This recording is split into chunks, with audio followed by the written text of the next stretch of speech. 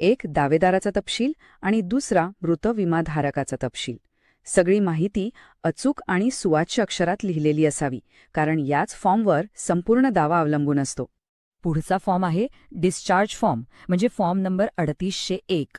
हा फॉर्म म्हणजे एक प्रकारची अधिकृत पावतीच आहे. यात असं म्हटलेलं असतं की LIC कडून दाव्याची रक्कम मिळाली आहे आणि त्यावर आपण समाधानी आहोत. तर हा डिस्चार्ज फॉर्म काय निश्चित करतो?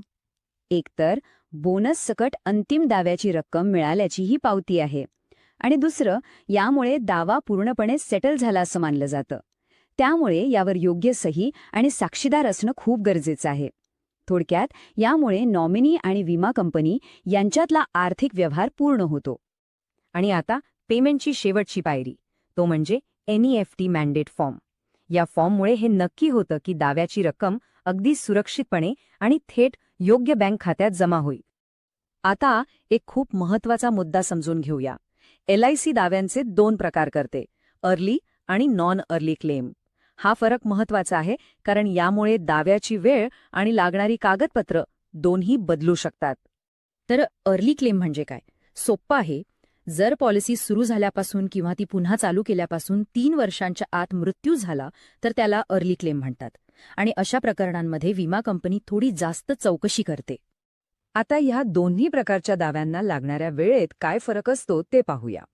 नॉन अर्ली क्लेम असेल तर सहसा सर्व कागदपत्र मिळाल्यानंतर 30 दिवसात दावा निकाली काढला जातो, जर कोणतीही चौकशी लागली नाही तर. पण अर्ली क्लेममध्ये चौकशीची शक्यता असते, त्यामुळे साधारणपणे 6 महिन्यांचा कालावधी लागू शकतो. काही विशेष प्रकरणांमध्ये, जसं की अर्ली क्लेम किंवा अपघाती मृत्यू, काही जास्तीची कागदपत्र लागतात. उदाहरणार्थ, अर्ली क्लेमसाठी एम्प्लॉयर सर्टिफिकेट किंवा हॉस्पिटलचं सर्टिफिकेट मागितलं जाऊ शकतं. आणि अपघाती दाव्यासाठी तर FIR, पोस्टमॉर्टम रिपोर्ट यांसारखी कागदपत्र लागतात, जी 120 दिवसांच्या आत सादर करावी लागतात. चला, आता हे सगळं सोपं करण्यासाठी एक शेवटची चेकलिस्ट पाहूया. यात ती सर्व कागदपत्र आहेत जी साधारणपणे दावा दाखल करताना लागतात. तर ही आहे ती चेकलिस्ट. मृत्यू सूचनापत्र, मूळ पॉलिसी बॉन्ड, मूळ मृत्यू प्रमाणपत्र, दावेदाराचा स्टेटमेंट म्हणजे form 3783A, discharge form 3801, NEFT mandate form, मृत व्यक्तीशी नात्याचा पुरावा आणि ओळख किंवा दफन प्रमाणपत्र.